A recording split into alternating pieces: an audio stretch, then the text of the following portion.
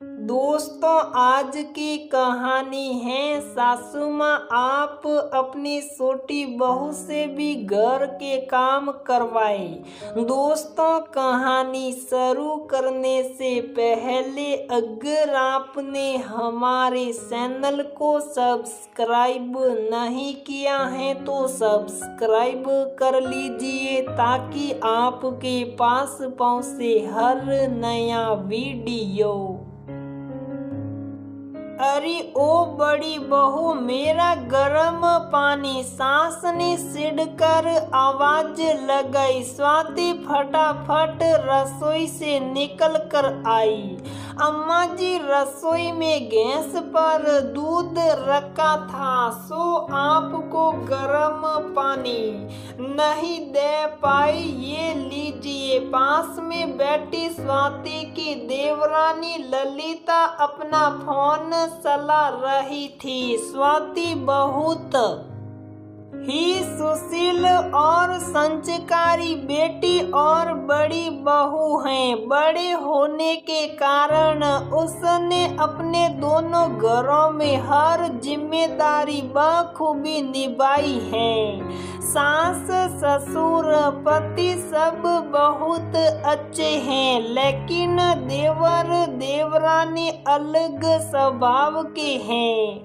स्वाति घर में पहले आई सो वो सास ससुर की पसंद नापसंद सब जानते हुए हर बात का ख्याल रखती। देवरानी को स्वाति फूटी आंख ना भाती। वो छोटी छोटी बात पर रूठ कर या तो कमरा बंद कर बैठ जाती या फिर बड़ा कलेश करती। स्वाति कलेश से डरती तो अक्सर उसके तानों को नजरअंदाज करती, क्योंकि घर की बड़ी बहू होने के नाते उससे घर में शांति बनाए रखने की उम्मीद की जाती। स्वाति को एक बेटा और एक बेटी है, तो देवरानी ललिता को दोनों बेटियां। स्वाति के पति प्रमोद पिता की दुकान संभालते हैं, तो देवर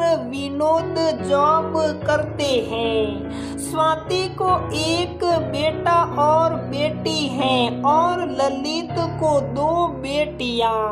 यूं तो सारे बच्चे दादा दादी की जान पर स्वाति का बेटा यानी पोते से विशेष लगाव है। एक दिन ललिता की 5 साल की बेटी तेल सिर में लगाने की बजाय दीवारों पर लगा वेस्ट कर रही। स्वाति के टोकने पर, बड़ी मम्मी ये घर मेरा भी है, आप अपना काम कीजिए। रिंकू के मुंह से अपना अपमान जेल स्वाति की आंखें नम हो गई। सास ने भी रिंकू का जवाब सुन उसे थोड़ा डांटा। रिंकू ने देखा उसकी माँ सीढ़ियाँ उतर नीचे आ रही हैं, तो उसने जोर जोर से रोना शुरू कर दिया।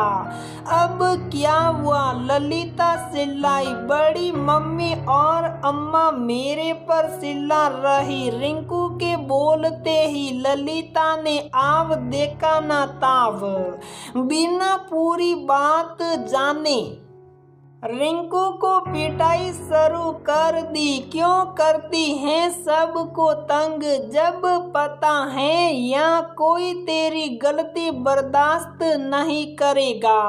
मार क्यों नहीं जाती? सास के बीच बसाव करने पर उसने सास को भी पीछे धकेला। स्वाति सारे तमाशे की जिम्मेदार खुद को समझने लगी। उसे लगा ना मैं रिंकू को कुछ बोलती ना ये सब होता। ललिता रिंकू को घसीटती हुई कमरे में ले गई। ये कोई नई बात नहीं थी। अक्सर स्वाति और सास ललिता की बच्चियों पर तरस खाकर ललिता से माफी मांग उसे शांत करती। इसी स्वभाव के कारण ललिता से सब डरते और वो खुले आम मनमानी करती। स्वाति घर में शांति बनी रहे, बड़े बुजुर्गों का जी ना दुखे, मासूम बच्चों पर और जुल्म न हो, ये सब सोच वो अपने आत्म सम्मान का गला घोंट देती। एक दिन रिंकू सिंह की खेल रही थी। माँ के निर्देश अनुसार बड़ी मम्मी से या उनके बच्चों से बात नहीं करनी।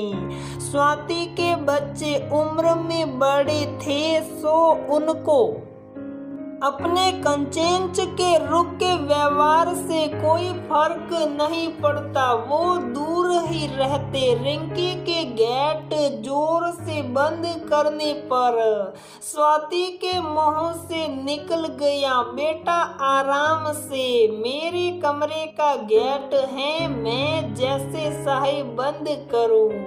रिंकी का बड़ी मम्मी को एक और तमाशा। ललिता स्वाति के साथ में रसोई में खड़ा होना तक बर्दाश्त नहीं करती थी। ससुराल में नौकर चाकर थे, सो स्वाति पर अकेले काम का बोझ नहीं आता।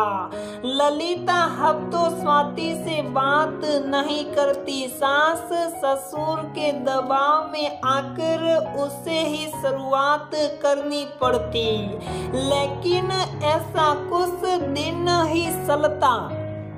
ललिता को तो झगड़े के लिए मौके की जरूरत नहीं, वो किसी भी बात पर रूठ सकती थी। स्वाति के मायके में बेटियों को सहनशीलता और क्षमा का पाठ पढ़ाया जाता। वहाँ भी कोई उसकी दुविधा को नहीं समझाता।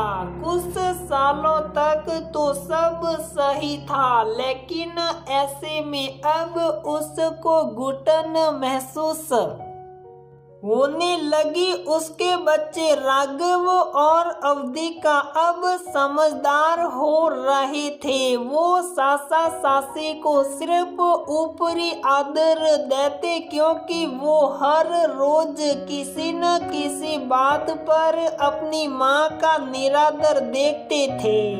आदमी औरतों और बच्चों के झगड़े में नहीं पड़ते, इससे घर की सुख शांति और एकता भंग होती है। सो प्रमोद विनोद पत्नियों की बात नजर अंदाज कर देते। आज फिर किसी बात पर नाराजगी से ललिता मुंह फुलाए बैठी थी। स्वाति गुस्से में कपड़े प्रेस कर रही। क्या हुआ मम्मा, मूड खराब है? राघव भाई, इस घर में मूड खराब के करने का हक सिर्फ सासी को है। वो कोप भवन में जाएगी।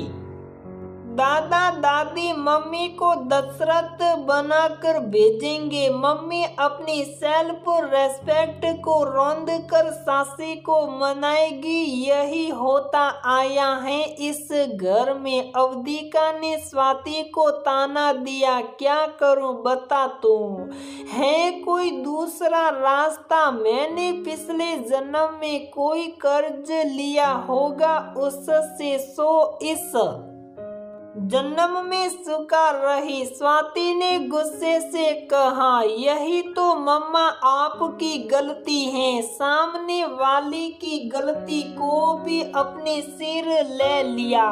इसी बात का तो सासी फायदा उठाती है। आप साफ साफ बोल दो अम्मा को, हम दोनों घर की बहुएं हैं। घर में शांति बनाए रखना दोनों दोनों की बराबर जिम्मेदारी है। मैं शांत और सरल हूँ तो जिसे जैसा आएगा वैसा व्यवहार करेगा। वो गुच्चैल और अड़ियल हैं तो सब डर के मारे उसके हिसाब से चलेंगे।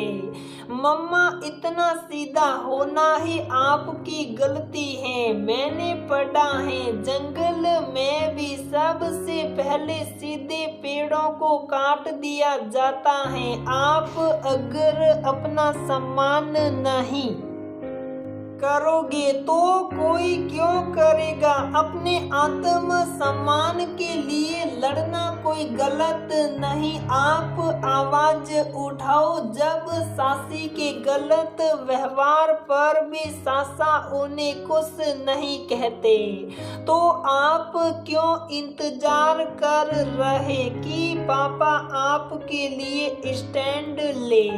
अपना स्टैंड खुद लो। बोल दो अम्मा, इस बार स्वाति नहीं मनाएगी। अवधिका की बातों ने स्वाति के रगों में जोश भर दिया। उसे लगने लगा उसकी 16 साल की शादीशुदा जिंदगी सिर्फ लोगों के हिसाब से जीने में निकल दी। किसी को कुछ बुरा न लगे सोचते सोचते कब लोगों ने उसे अपने हिसाब से चलाना शुरू कर दिया उसे पता ही नहीं चला। आज बेटे की बातों से उसे समझ आ गया कोई मेरी वैल्यू तब करेगा जब मैं खुद अपनी वैल्यू करूंगी।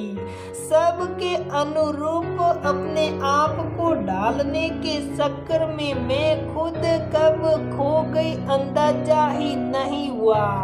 आज स्वाति ने आंसू पोंछ लिए, साड़ी का पल्लू कमर पर कस लिया, कमरे से बाहर बिल्कुल अकड़ कर निकली। राघव, क्या बात है बहना? मम्मा का ये एटीट्यूड मैंने पहली बार देखा। अवधिका, मम्मा की सालों से दबी हुई सिंगारी शायद आज बाहर निकल सके। राघव, वैसे दीदी इसको भड़काना बोलते हैं। अवधिका, ना भाई, आज मैंने माँ को अपने आप से मिलाया है। आज वो किसी की माँ, बहू, पत्नी, बड़ी मम्मी या जेठानी नहीं, सिर्फ स्वाति बनकर यहाँ से गई है। उनका अपना भी एक वजूद है। एक औरत जब तक चुप है, जिस दिन बात उसके आत्म सम्मान पर आए तो वो दुनिया बदलने की ताकत रखती।